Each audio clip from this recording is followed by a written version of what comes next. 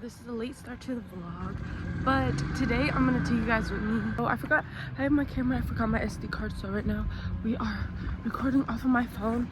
I didn't record in my first class because it kind of ended early and I was just like, I don't not like my hair. We're going to do it later. But it ended early. I have my second class, that's gonna be fun. After the second class, we have some things for a project thing we're doing. Hey guys! We're picking out our costumes right now. Color or Oh, okay. oh my gosh, I low-key want to wear these. Those, I like those. Yes. Dude, what even is that? Flexing. We got the feather with the glasses. She found her hat. They ate down, ate up. Hang on, I want to put my blazer on. Okay, and now we need to take Oh yeah, we have to put on our blazers underneath. our plaid. I meant plaid. I don't know why I keep saying everything wrong, but You should be a theater major. no, because we're gonna start accidentally offending people. She's gonna be changing her major next semester. I was once alone. Now, since you're in my life. right. Guys, now we're off to go take our album photos. Photo shoot time. Photo shoot. Alright, y'all.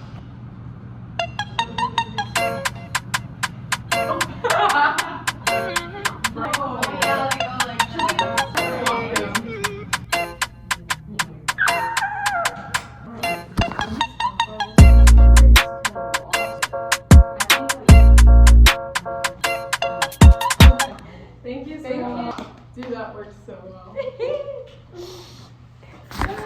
Yes! We start the vlog right here. Alright, y'all. Oh my god, this sun is so nice. Make a little music video just from this. No, exactly. That would be so cool. Okay, so right now we finished our outfits, took our photos, and we're gonna make our album cover. We already have like a AI type of like vibe, and then we're gonna put our buddies on it. Yeah, and our faces. Our precious faces. Yeah. Right, Jolly Rancher. Oh, or like a cockroach. We just...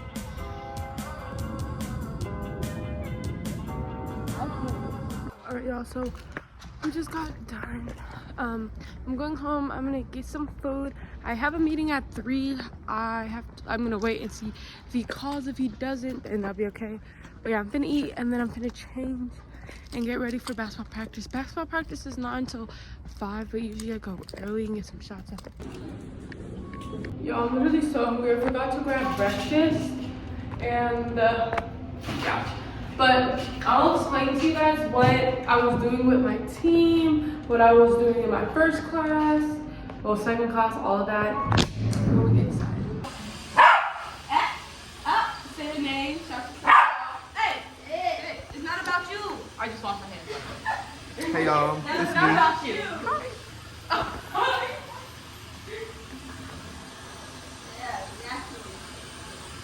Yeah, that's my bestie. I'm not introducing myself. I don't know. I like to be a mystery. But I want to say hi. That's it. That's it. We got Serenity. Hey guys. You guys, that with the every time the dog's in the vlog, he's not mine. It's Serenity. He's everybody. Are you kidding? He's everybody's. Anyways, I just got done eating. I'm finna get ready for basketball practice. I'm going to change and then I need to change and then I need to clean up a little bit. So alright, I'm not gonna lie, I took the fattest nap. I didn't even touch my clothes, cleaning the room, but it was like a pretty chill nap. I felt like I went to sleep and then just woke up, but it's okay. we're ready to basketball practice. This is the fit. I thought it was gonna be cold outside, but I know it's gonna be cold like by the time that I get out, and I hate being cold. Like, I hate being cold. That's one thing I don't like about Arizona is when it gets cold, even though it's not even that cold. It'd be like in the 40s, 50s. And I'm from Colorado, but that doesn't matter. I got shoes in my mini bag. I'm going early. I always go a few minutes early just to get some shots in.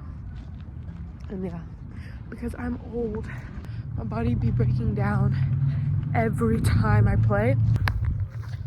Let's go. Well, I've been done with practice and I'm chilling right now. I'm probably going to edit some stuff, do some homework, and yeah, like it's gonna be a very chill rest of the night.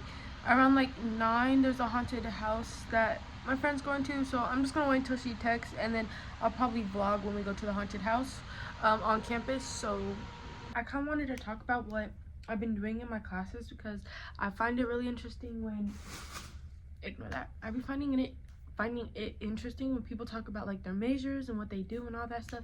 And I'll probably vlog another time this week where I just really kind of show you guys. No, I won't. I have a basketball. Okay, well, I'll do it in another video. This will just be today of I'm gonna shut the door. Sorry, Stitch. Anyways, I mean, just talking about what I do. So for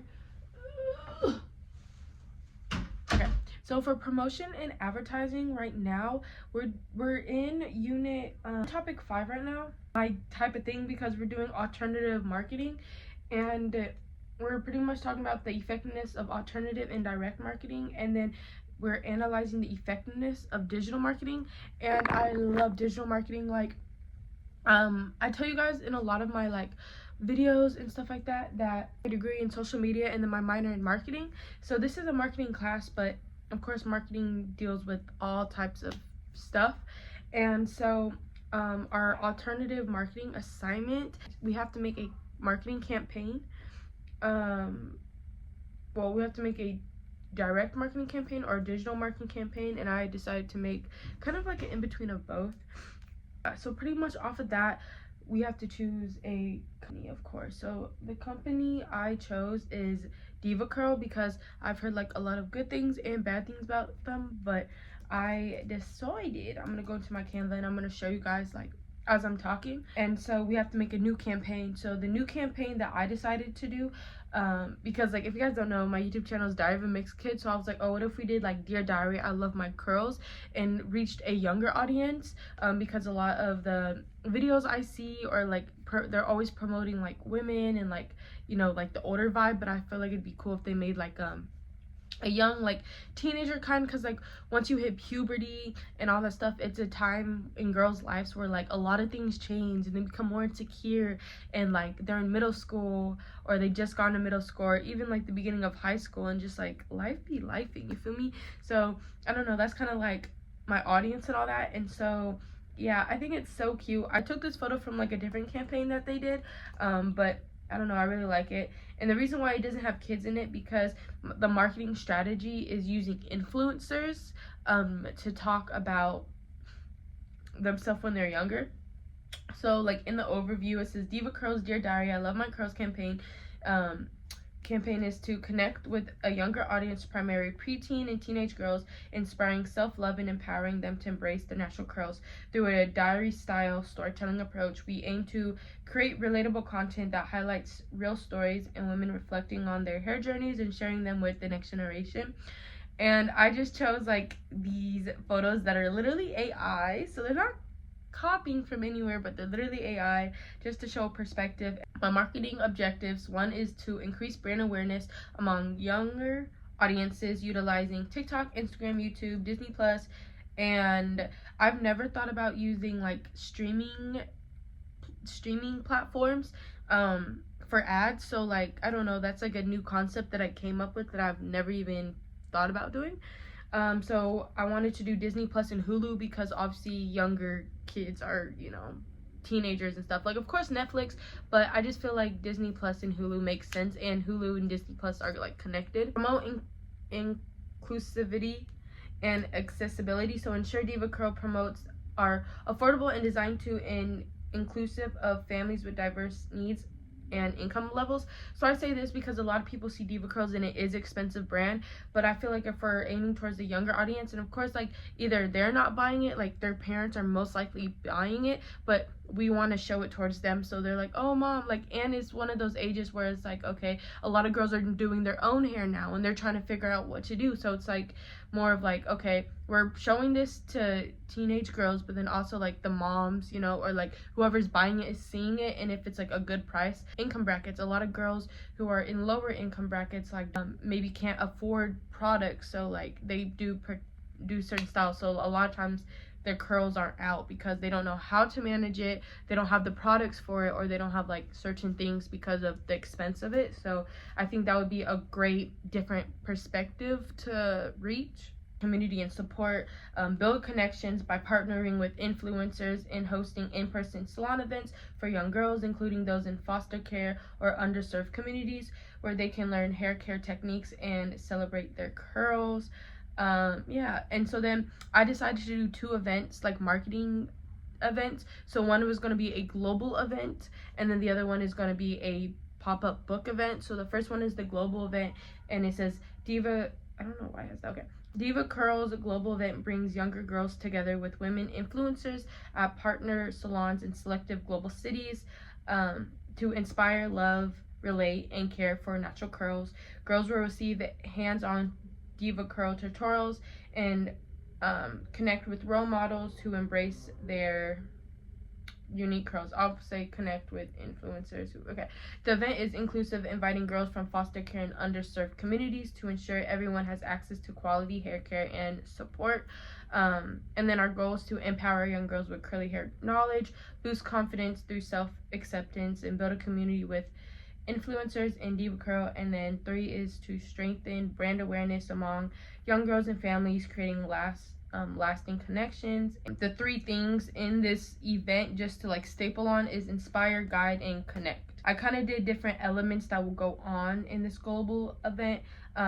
First with the stations and like the mini styling sessions, and then you could see like I love photos, like I'm a very visual person, so I made sure to include that. Everyone is completely different, but it's easier when you see someone who kind of looks like you and has the same hair as you, so probably like pushing them towards them, and then through that they'll learn how to style their hair, and then of course use the products. The influencers will get to talk to them and chat with them, experience. And then the Dear Diary, I Love My Hair, they will get a diary of their own, diary to jot down reflection on their hair journey, favorite tips, and affirmations about self-love and confidence that the influencers will talk throughout, you know, with the girls.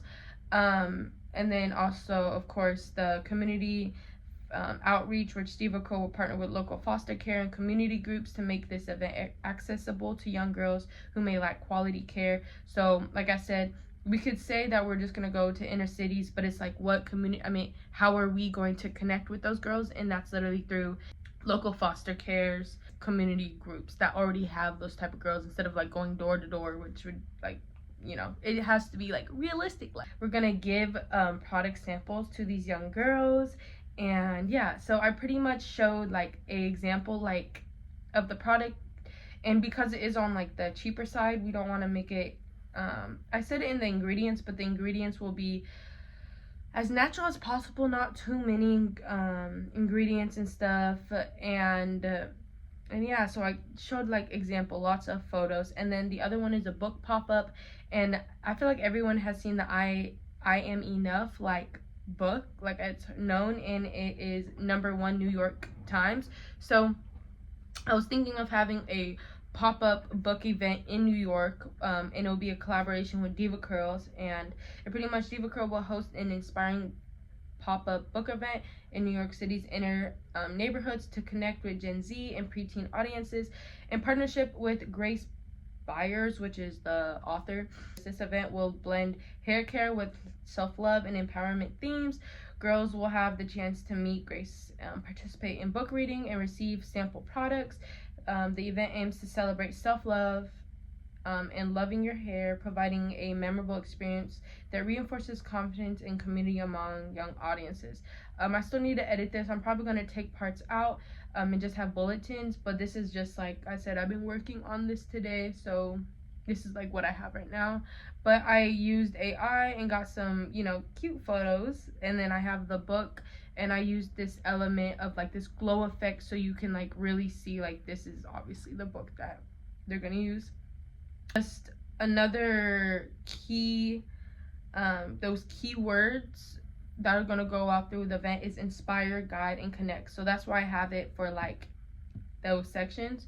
So target audience, the demographic is from 8 to 17, primarily from New York's inner cities. I'm probably not gonna keep that. I'm gonna say diverse backgrounds, and like of course we're changing it up, and we are trying to reach out to middle to lower class income, making it cheaper, access for everybody. The psychographics is a value of self-confidence, natural beauty, inclusivity, interested in self-care, beauty, and personal growth. And then our target audience media usage. So what is our target audience using, like platforms? So like I said in the beginning, they mostly use YouTube, TikTok, Instagram, and they're on these platforms the most. So, and these girls, pretty much a lot of them follow beauty and lifestyle influencers, enjoy inspirational books and community events, and watching streaming shows and movies. This is the part I haven't finished yet, which I'm probably going to finish tonight. It is the media strategy, and I think I already have it all in notes. Yeah, I have them in notes, and it's literally just not having all of this information, but making it short and snappy. And we have to do 2 messaging strategies, which I'm going to put both in one slide. And then success metrics, I'm going to use success metrics is like, what metrics are you going to use to base how successful the campaign is? And of course it's not a real one, so like we can't, you feel me? But I would use Hootsuite because that's a social media, and I think you could also track like other things on there. And then the second one would be like the in-app insights, which I know Hootsuite provides that, but I'm just going to use another success metrics, and that would be YouTube Studio and Instagram.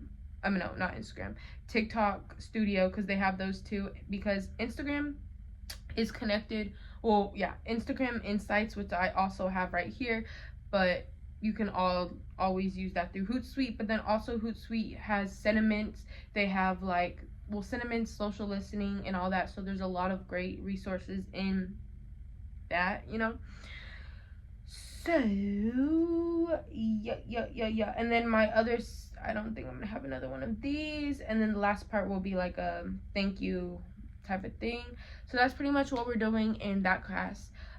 In my second class, which is advertising, it's advertising and copywriting, which is why you guys saw me and the girls in my group. Sorry y'all, I'm talking too fast. We are doing our professor gave us a song and we have to rewrite it, and the topic is GCU and things like you don't really know about GCU and all that stuff, and just kind of like making fun of maybe or promoting GCU, I don't really know. He gave us a super old song, and we have to perform it, dress up, and just do all of that, and then we're gonna perform it in front of like all of these students and in the class, and even students' friends and all that. So that's kind of what that is, and it's kind of difficult. We had to make an album for it, an album cover, a front and back, and that's why we were taking photos and dressing up and all that, and it's really exciting.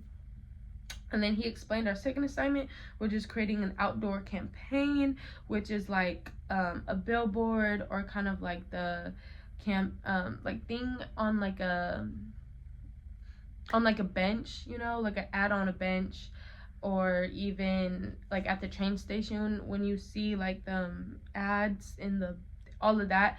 So that is another thing that is in my other class. I have 2 online classes. I have a social media campaigns class and a buyer and consumer behaviors class, which I'll talk a little bit about. Sorry, they like graded stuff, so I'm just trying to see my grades.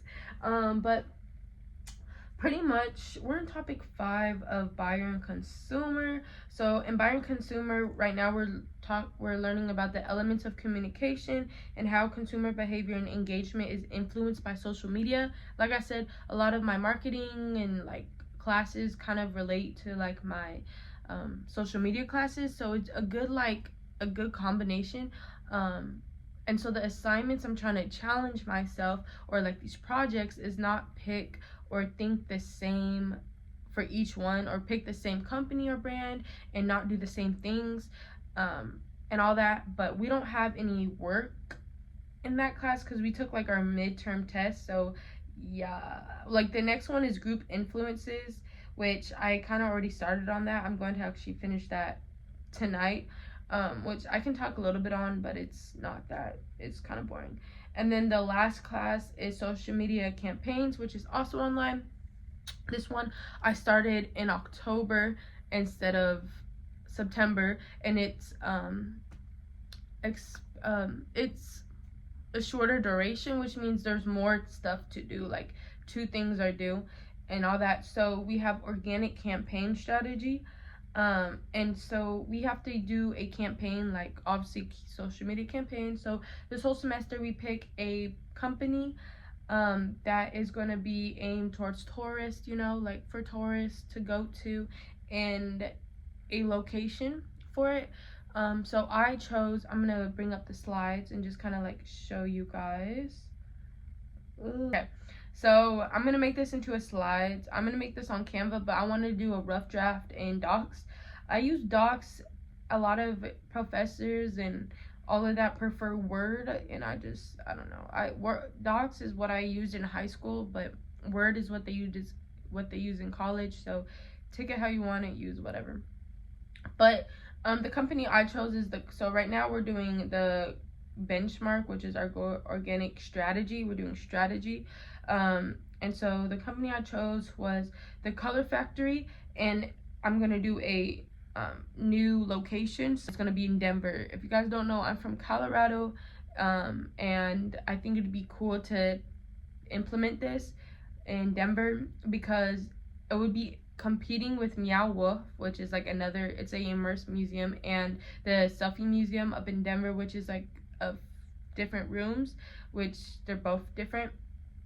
But anyways, it's visual assets, so I chose it shows these because those are the logo and all that.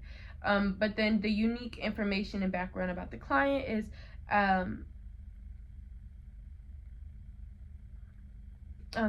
2 personas. I really wanted to aim a good amount towards like a diverse group, I guess. So one is a college student and then one is a family, It's gonna be a 6-week campaign, okay?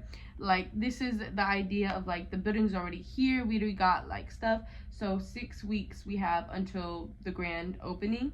So week 1 will be research and strategy development. We're going to identify the influencers and the artists that are strongly based in Denver and have a huge following, because obviously we're not going to pay $500 to influencers who are not really going to make an impact for us, because we need to obviously benefit off of them and they benefit off of us because we're paying them. We also need to do research on local vendors, restaurants, cafes that align with Color Factory's brand and values. So just doing lots of research, and then also studying Denver's unique culture, art, food, nightlife, all of that when designing rooms and creating different themes.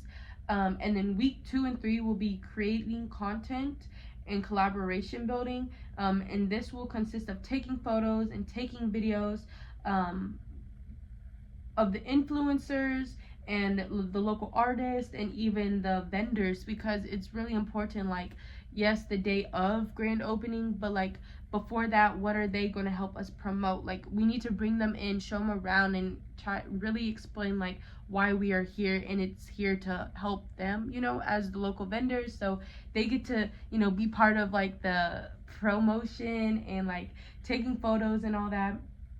And then yeah, and then it goes with the finding the local artists and designing the rooms and all that stuff, and then finalizing the partnership with the selected vendors and ensuring their development aligns with the campaign goals. Like I said, just reinforcing like why they're there and kind of like understanding their story, their purposes, because they are local or they are businesses around the community. Like, what is their story? Like, Color Factory has its own story, so I think they really value that.